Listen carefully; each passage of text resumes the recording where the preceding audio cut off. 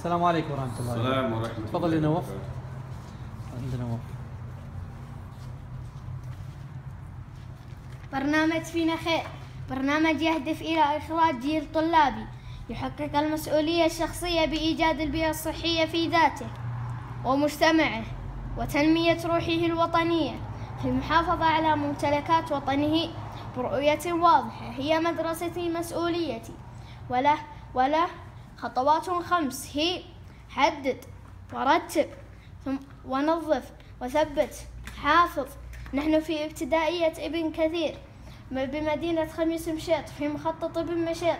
حددنا ورتبنا ونظفنا وثبتنا وحافظنا على نظافة مدرستنا لإيماننا أن وطننا هو مسؤولية الجميع، وأن نظافة بيئتنا بحاجة ماسة لنا. فهيا بنا نرفع شعار فينا خير، يتحقق حلم الخير فينا بإنتاج بيئة نظيفة ومرتبة.